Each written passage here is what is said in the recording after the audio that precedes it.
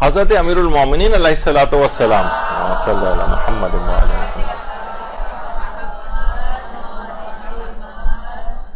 ان سے منسوب ایک خطبہ ہے جس کا نام ہے خطبۃ البیان، خطبہ البیان۔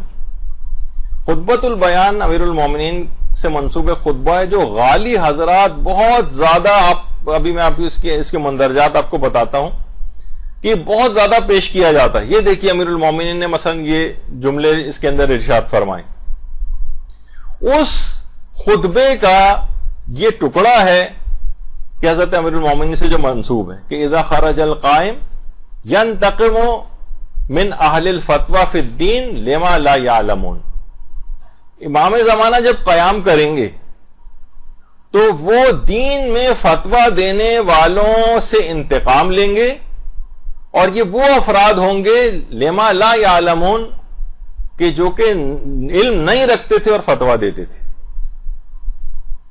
یہ اچھا، یہ والا جو جملہ ہے یہ اس طور پر بھی پیش کیا جاتا ہے، لیکن اصلاً یہ امیر المومنین کے کلمات ہیں، یعنی ان سے منسوب کہ جو خطبہ البیان ہے اس کا ایک ٹکڑا ہے۔ اچھا، پھر امام نے آگے بھی فرمایا کہ وائے ہو ان پر اور ان کے ماننے والوں پر، کیا دین ناقص ہے جسے یہ لوگ کامل کرتے ہیں، یا اس میں کوئی کجی ہے ناانصافی جسے یہ لوگ درست کریں گے۔ تو یہ خطبہ حضرت امیر المومنین سے منسوب ہے، اور اس کے 3 ورژنز ہیں اس خطبے کے۔ دیکھیے ذرا آپ کو تھوڑا سا سمجھنا پڑے گا، یہ بہت زیادہ آپ کے گھروں کے اندر بھی یہ چیز آہستہ آہستہ آئے گی۔ بہت سی خواتین ذاکرات بھی اس خطبے کے مندرجات کو پڑھتی ہیں، تو آج اس کے متعلق بھی یہ چیز آپ کی حل ہو جائے تو آپ کے لیے آئندہ سہولت ہو جائے گی۔ 3 ورژنز ہیں اس خطبے کے، یعنی 3 نسخے ہیں، 3 متون ہیں یا متن پائے جاتے ہیں۔ اچھا، یہ 3 طریقوں سے نقل ہوا ہے، 2 کا تو مصدر پتہ ہی نہیں کہ یہ آیا کہاں سے، اور ایک جو ہے وہ اہل سنت کے عالم محمد ابن طلحہ شافعی، یعنی سنی ماخذ ہے اس کا، جو کہ کسی بھی طور پر استناد کے قابل نہیں۔ یعنی 3 طرح سے یہ خطبہ نقل ہوا ہے، تینوں کی سند ثابت نہیں، اس خطبے کی سند ہی ثابت نہیں، کیونکہ اس میں بعض ایسے عقائد کا بیان بھی ہے، کیونکہ عقائد کے اندر آپ کو پتا ہے کہ یعنی صحیح حدیث ہونی چاہیے، شیعہ راوی اس کو بیان کریں وہ عادل بھی ہوں، تب ان کی بات عقائد کے اندر مانی جائے گی، اور اس کے اندر عقائد کے متعلق یعنی عقائد میں بہت سے بنیادی عقائد کو ڈھا دیا گیا اس خطبے کے اندر۔ اس کی ایک تو سند ثابت نہیں ہے، دوسرا ہے کہ اس خطبے کے جو راوی ہیں وہ عبداللہ ابن مسعود ایک صحابی ہیں، اور یہ خطبہ یعنی جو اس میں ملتا ہے روایات میں کہ خطبہ جو منسوب ہے امیر المومنین سے، یہ 40 ہجری میں حضرت امیر کی شہادت سے کچھ دن پہلے ہی دیا گیا تھا، یعنی اس لحاظ سے کہا جا سکتا ہے کہ سب سے آخری خطبہ ہے یہ کہ جو امیر المومنین نے دیا ہے، جو جس کی نسبت امیر المومنین سے دی جاتی ہے 40 ہجری، جبکہ عبداللہ ابن مسعود 33 ہجری میں انتقال کر چکے تھے۔ تو انہوں نے 7 سال بعد انتقال کے بعد آ کر اس خطبے کو کیسے روایت کر لیا؟ سب سے پہلے تو یہاں سے اس کا بات ختم ہو جاتی، عبداللہ ابن مسعود۔ اچھا، پھر اس کے یعنی یہ خطبہ جو ہے آیت اللہ سید جعفر مرتضی عاملی، جو آیت اللہ شبیری زنجانی کے ساتھ بیٹھے ہوئے آپ کو نظر آ رہے ہیں، انہوں نے اس خطبے کی تحقیق پر ایک پوری کتاب لکھی، خطبۃ البیان فی المیزان، پوری کتاب لکھی ہے، اور اس میں ہر طرح سے ثابت کیا ہے کہ یہ خطبہ بالکل ناقابل اعتبار ہے، اور ہمارے جو بہت ہی رجالی علماء کے اندر آیت اللہ بلکہ جو محدث بھی تھے اور کتابوں کے اوپر سب سے زیادہ کتاب شناس جن کو کہا جاتا ہے، وہ آغا بزرگ طحرانی، آغا بزرگ طحرانی، ان کی کتاب ہے الذریعہ الی تصانیف الشیعہ۔ اس میں آغا بزرگ طحرانی نے کہا ہے کہ اس خطبے میں اتنی غلط تراکیب استعمال ہوئی ہیں، لغویہ اور صرف و نحو کی اتنی زیادہ غلطیاں ہیں کہ حضرت امیر المومنین جیسے فصیح و بلیغ شخص صاحب نہج البلاغہ کے لیے اس کا صدور محال ہے۔ یعنی امیر المومنین جیسا فصیح و بلیغ شخص اتنی غلطیاں خطبے کے اندر کرے، پاسبل ہی نہیں۔ اس کے معنی بھی یہ ہوئے کہ یہ اس لحاظ سے ناقابل اعتبار خطبہ. پھر اس کے اگر متن کو بھی اگر ہم پڑھیں اس خطبے کے تو اس میں دیکھیے کیا ہے. اس خطبے میں علم نہ رکھنے کے باوجود فتویٰ دینے والوں کی مذمت ہے. یعنی علم نہیں ہے پھر فتویٰ. لما لا یعلمون، یعنی کن لوگوں سے انتقام لیں گے جن کے پاس علم ہی نہیں ہوتا.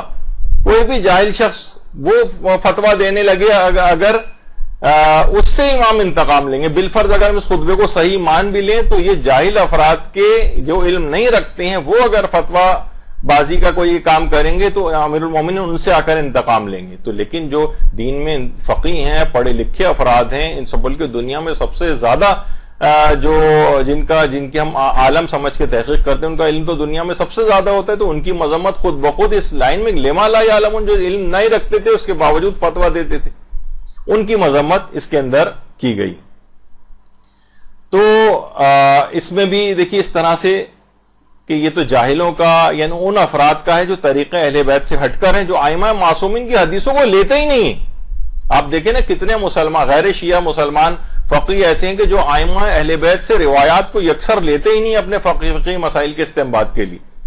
تو یقیناً اس طرح کے بہت سے خطبے اگر کسی جگہوں پہ الگ الگ ائمہ نے جو جہاں ہم آگے چل کے جب ہماری گفتگو آئیں گی تو اس میں آئے گا کہ جہاں پر ان افراد کی اور ان علماء کی مذمت کی ہے اس سے زیادہ تر وہ غیر شیعہ فقیہ حضرات جو ہیں وہ مخاطب ہیں امام کے، جو کہ ائمہ کی احادیث سے ہٹ کر اپنے ذاتی جو نظریات ہیں اور قیاسات ہیں اس کے اوپر فتویٰ دیتے ہیں، ان کی مذمت کی گئی. اچھا کچھ علماء ایسے ہیں کہ جو بہرحال جو خطبۃ البیان کو کہتے ہیں بالفرض اگر اس کی سند صحیح ثابت بھی ہو جائے تو اس کے اندر جو باتیں کہی گئی ہیں نا اس کی ہم کچھ تعویل کریں گے. وہ تعویل کرنے والے علماء بھی الگ ہیں، لیکن اکثریت جو ہے جو بڑے بڑے فقہا کی یعنی خطبۃ البیان کے متعلق جو علماء کے فتاوے ہیں اس کے اوپر پوری کتابیں لکھی گئی. اور اگر آپ اس لحاظ سے دیکھیں کہ آیت اللہ سیستانی سے بھی خطبۃ البیان کے متعلق پوچھا گیا کہ اس کے متعلق آپ کی کیا رائے ہے، تو آیت اللہ سیستانی نے بھی اس سلسلے میں یہی بات بیان فرمائی کہ فالظاہر انہ لا اساس لہا، ظاہر یہ ہے کہ خطبہ البیان کی کوئی اساس اور بنیاد ہی نہیں. باقاعدہ آیت اللہ سیستانی نے اپنے فتویٰ کے اندر بھی یہ چیز بیان کی. آیت اللہ شیخ جواد تبریزی ان سے پوچھا گیا کہ آپ کا اس متعلق کیا رائے ہے، تو انہوں نے بھی یہی والی بات کہی کہ ہمارے نزدیک اس خطبے کی سند امیر المومنین سے یعنی ثابت نہیں ہے، یہ خطبہ ان کے نزدیک ثابت نہیں. آیت اللہ حافظ بشیر نجفی سے جب پوچھا گیا انہوں نے بھی یہی بات کہی کہ خطبہ ہمارے نزدیک ثابت نہیں کہ امیر المومنین نے ارشاد فرمایا. اسی طریقے سے آیت اللہ خوئی سے بھی جب پوچھا گیا کہ اس خطبے کی جو امیر المومنین سے منسوب ہے اس کے متعلق آپ کی رائے کیا ہے، تو آپ نے بھی فرمایا لا اساس لہا، اس کی کوئی اساس اور کوئی بنیاد نہیں. آیت اللہ خوئی کا بھی یہ جملہ ہے. آیت اللہ فاضل لنکرانی سے پوچھا گیا تو انہوں نے بھی یہی بات کہی کہ ہم نے کسی بھی معتبر کتب شیعہ کے اندر اس خطبے کو نہیں دیکھا ہے، اور اس کے مضامین بھی جو دین کے جو علوم ہیں اور جو باتیں ہیں اور حقائق ہیں ان سے بالکل مماثلت نہیں رکھتے ہیں، اور بہت سے کلمات تو ایسے ہیں جس میں توحیدی کو باطل جو ہے وہ کر دیا گیا ہے، اور یہ بہت امیر المومنین جیسے کمال عرفان اور معرفت رکھنے والے جو پروردگار کی معرفت رکھنے والے سے بہت بعید ہے. بھی میں چند مثالیں دوں گا کہ اس کے اندر کیا ہے جو عام طور پر پیش کی جاتی ہیں. تو اور کسی کو دیکھنا ہو تو فرماتے ہیں کہ توحید جو نہج البلاغہ کے اندر امیر المومنین نے بیان کی اس سے تو بالکل ہی یعنی اس میں اس خطبے میں تو ایک لحاظ سے توحید پر ہی ہاتھ صاف کر دیا گیا. اچھا ایسا کیوں ہوا اس خطبے کے اندر؟ پھر اس کے بعد آیت اللہ سعید الحکیم سے بھی یہ بات پوچھی گئی، انہوں نے بھی کہا کہ کسی معتبر طریقے سے خطبہ ثابت نہیں ہے کہ یہ امیر المومنین نے ارشاد فرمایا. علامہ مجلسی بھی کہتے تھے کہ یہ خطبہ اور اس طرح کے جو اور خطبات ہیں غلات کی کتابوں کے اندر، غالیوں کی کتابوں وغیرہ کے اندر یا اس طرح کے افراد کی جو کتابیں ان کے اندر جو ہے وہ پایا گیا ہے.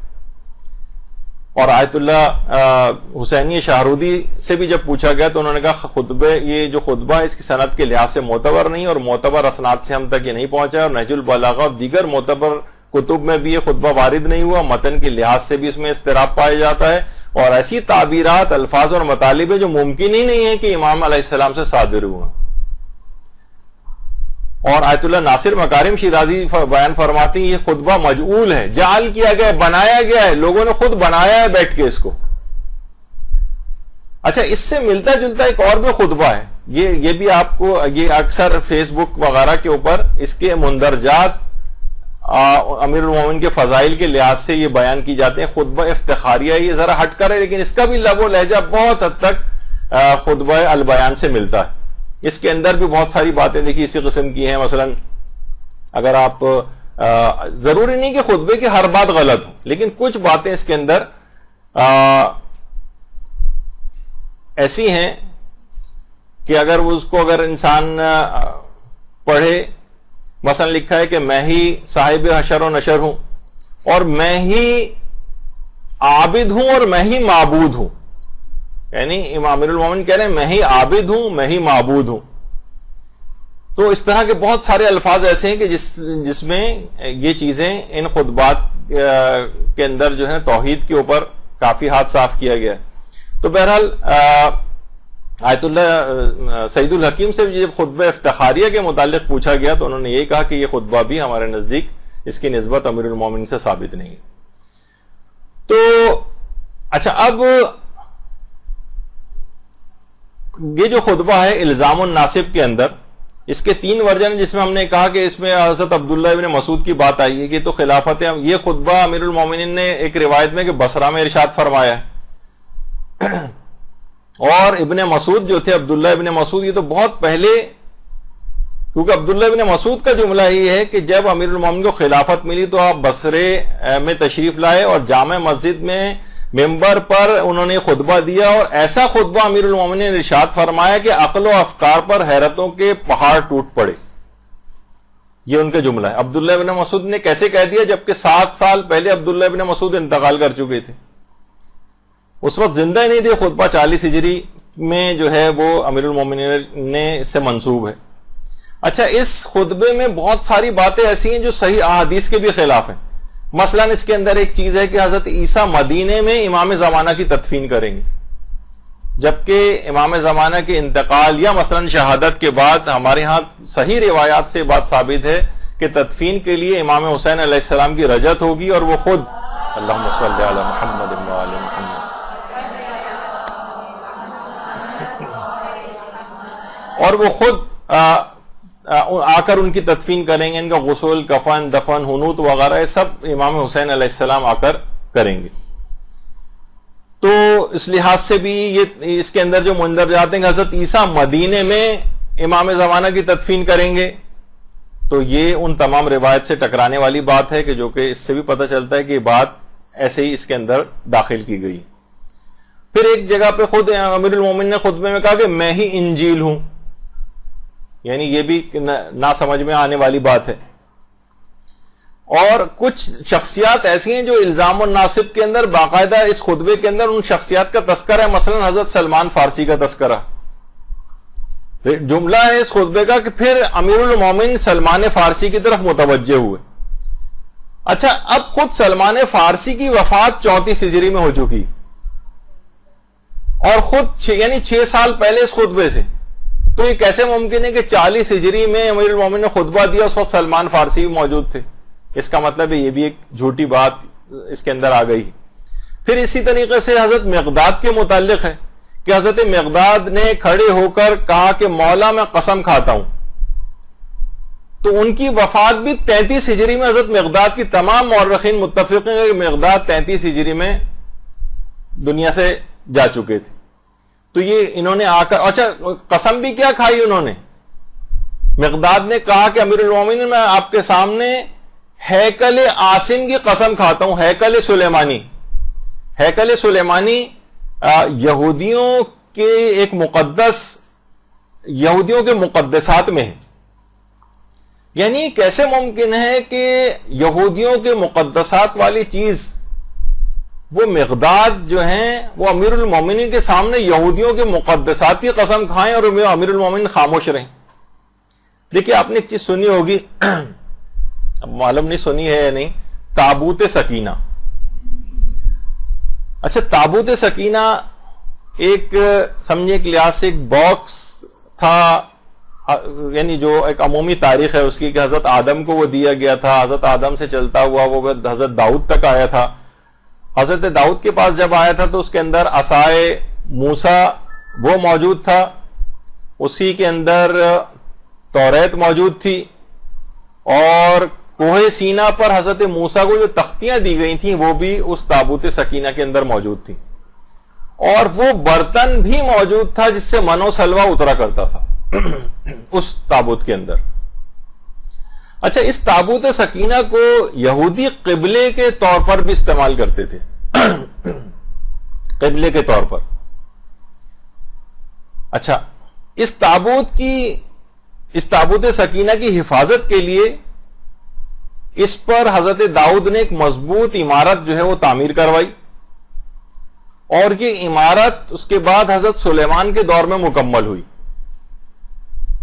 اس عمارت کا نام ہیکل سلیمانی یا ہیکل سلیمان مشہور ہے.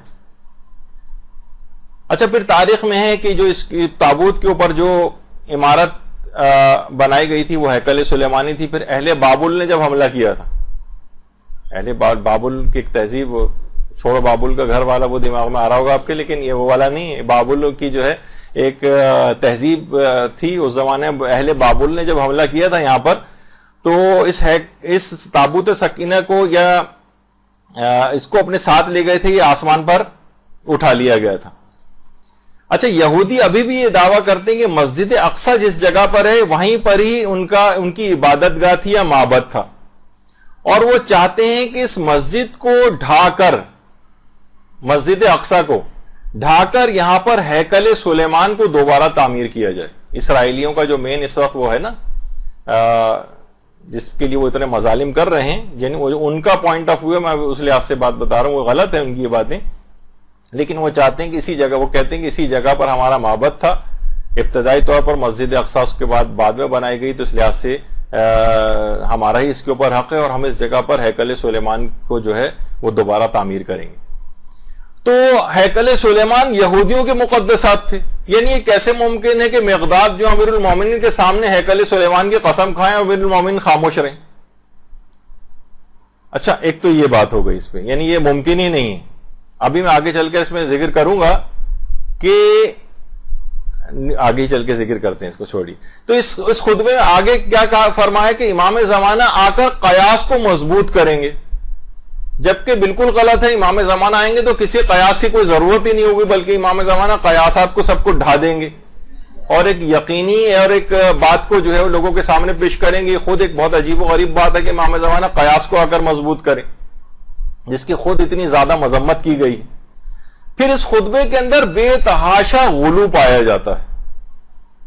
مثلا اس کے اندر یہ خطبے میں کہ میں مسبب الاسباب ہوں, جو پروردگار عالم کی ذات ہے اس کے متعلق امیر المومنین نے اپنی طرف نسبت دیں, ممکن نہیں ہے. پھر آگے فرمایا کہ میں ہی اول و آخر و ظاہر و باطن ہوں, اور پھر آگے اس سے یہ فرمایا میں ہی شاخوں پر پتوں کو اگاتا ہوں. پھر آگے فرمایا کہ میں ہی موسیٰ کا عصا ہوں. یعنی نہ سمجھ میں آنے والی بہت سی باتیں ہیں. اور یہ بھی کہا کہ میں ہی آدم اول ہوں, میں ہی نوح اول ہوں, میں ہی بادلوں کو پیدا کرنے والا ہوں. اور پھر فرمایا کہ میں ہی زمین کو بچھانے والا ہوں, میں ہی آسمانوں کو بلند کرنے والا ہوں, میں ہی مومنین کو قبور سے نکالنے والا ہوں. یہ امیر المومنین کے جملے آپ دیکھ رہی ہیں. میں نے ہی سورج کو روشن کیا ہے, میں نے ہی ستاروں کو پیدا کیا ہے, میں ہی قیامت برپا کروں گا, اور میں ہی ارحام میں صورتیں بناتا ہوں, یعنی ماؤں کے پیٹ میں بچوں کی صورتیں وہ بھی میں بناتا ہوں. تو میں ہی غفور و رحیم ہوں, میں ہی عصائے موسیٰ ہوں, میں نے ہی انبیاء اور مرسلین کو مبعوث کیا ہے. یا بے تحاشا اس کے اوپر دیکھیں گے سوشل میڈیا کے اوپر خطبہ البیان کے بہت سارے مندرجات اور خطبہ افتخاریہ کے, وہ آپ کے سامنے ابھی جن کے متعلق آپ نے تمام علماء کے بیانات سنے کہ بالکل بے اساس خطبہ ہے, اور اس کے اندر جتنی باتیں اس طرح کی ہیں, اور بہت سی اس طرح کی بھی چیزیں ہیں کہ میں ہی یہ بھی دیکھیں سوشل میڈیا کی ایک پوسٹ ہے, میں ہی سجدوں کا در ہوں, یعنی میری در پہ ہی جو لوگ آ کر سجدہ کریں. اور بہت سے جملے ایسے ہیں کہ عربی کے ساتھ ساتھ فارسی بھی مکس ہو گئی ہے. کیا نا کیوان الامکان, میں ہی عالم ممکنات کا ذہول ہوں, یعنی اس میں فارسی بھی آ گئی ہے. اسی طریقے سے مثلا علماء فرماتے ہیں اس خطبے میں 20 عربی قواعدی غلطیاں, 20. اچھا اس میں 3 خطبے ہیں، پہلا خطبہ البیان، دوسرا خطبہ البیان، تیسرا خطبہ البیان، ایک ہی خطبہ ہے لیکن 3 الگ الگ طریقوں سے. یقیناً خطبہ ایک ہی دیا گیا ہے لیکن تینوں خطبوں کے الفاظ ایک دوسرے سے کافی حد تک الگ الگ بھی ہیں. اس کا مطلب ہے کہ کوئی سا ایک خطبہ صحیح ہے تو 2 خطبے غلط ہیں، تو تینوں میں کون سا والا صحیح ہے یہ آپ پھر بیان، تو اس کا مطلب ہے تینوں ہی اس لحاظ سے مشکوک بھی ہو جاتے ہیں متن کے اعتبار سے بھی. اچھا پھر یہ خطبہ دیا کیا کہاں گیا؟ کہیں یہ کہ خطبہ بصرہ میں دیا گیا، کہیں پر ہے کہ کوفے کے ممبر پہ آپ نے ارشاد فرمایا، یعنی یہ اس کے اندر بھی اتنی زیادہ شکوک و شبہات. تو اب علماء یہ فرماتے ہیں کہ یہ لگتا یہ کہ خطبہ بالفرض اگر دیا بھی گیا تھا نا تو یہ غالیوں کے حد پہ چڑھ گیا اور غالیوں نے اس کے اندر غالیانہ عقائد داخل کر دی. یہ پہلے بہت ہوتا تھا کہ لوگ امیر المومنین کے نام، آج بھی آپ نے دیکھا کہ سب سے زیادہ خود ہمارے برادران اہل سنت بھی کہتے ہیں، باقاعدہ ٹی وی کے اوپر انہوں نے آ کے کہا کہ ہر کوئی بھی بات بہت آسانی کے ساتھ حضرت علی علیہ السلام سے منسوب کر دی جاتی. آپ دیکھیں سوشل میڈیا اور واٹس ایپ اور فلاں اور میسیجز، کوئی بھی کسی کوئی فلسفی کا بھی قول ہے نیچے حضرت علی نے فرمایا لکھا ہوتا ہے مثلا، یا اوپر لکھا ہوتا ہے اس کے. تو یعنی بہت آسانی کے ساتھ کہ لوگ بڑے آرام سے امیر المومنین کی بات، ان کا نام دیکھ کر اس چیز کو ایکسپٹ کر لیں گے. تو جھوٹ بہت زیادہ ان سے منسوب کیا گیا اور یہ پہلے بھی ہوتا تھا. تو یہ خطبہ غلات کے ہاتھوں جو ہے وہ لگ گیا، بلکہ علماء نے کہا نہ صرف غلات نے اپنی چیزیں اس میں شامل کی بلکہ باطنیہ جو فرقہ اور صوفیہ ہے انہوں نے، اور یہود و نصارہ سے بھی تحریف شدہ ہے کہ وہ مثلا کہہ رہے ہیں ہیکل سلیمانی کی قسم، اور میں ہی عصائے موسیٰ ہوں، اور میں ہی انجیل ہوں. یعنی یہودی، عیسائی، غالیوں اور صوفیہ سب نے اپنی اپنی چیزیں اس کے اندر بھر دی. تو اس لحاظ سے یہ آپ نے دیکھا کہ یہ جو ایک خطبہ ہے یہ سند اور متن دونوں کے اعتبار سے خطبہ بالکل بے اعتبار ہے. اس طرح کی بہت سی پوسٹیں بھی آپ کے پاس ہیں. اسی خطبے میں سے وہ والی لائن نکالی جاتی کہ امیر المومنین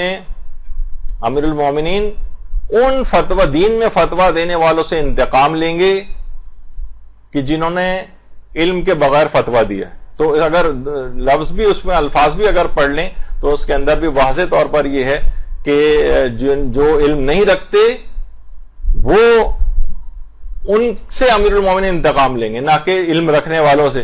اور دوسرا سند اور متن کے اعتبار سے بھی آپ نے دیکھا کہ ہر لحاظ سے یہ خطبہ جعلی طور پر، تو اس کے اندر علماء اور فقہا کے خلاف بھی چیزیں ڈال دی گئی ہیں تاکہ لوگ اپنے علماء اور فقہا سے بھی جو ہے وہ بدظن ہو جائیں. تو یہ اس لحاظ سے خطبہ البیان کی بات یا خطبہ افتخاریہ وغیرہ کی. اچھا کچھ چیزیں اس میں اچھی بھی ہیں، تو بہت سے علماء کا یہ بھی نظریہ کہ ظاہر ہے بہت سی چیزیں مثلا اچھی بیان ہوئی ہیں تو اچھی والی چیزوں کو وہ تو پہلے سے ثابت شدہ ہے، لیکن جہاں یہ چیز آ گئی جس نے پورا خلط ملط ہو گئی ہیں اس کے اندر آ کر، تو ان جو عقائد اسلامی سے ٹکرانے والی چیزیں ہیں ان سب کو آپ چھوڑ دیں گے اور بہتر ہے کہ اس پورے خطبے ہی کو ناقابل اعتبار سمجھیں گے.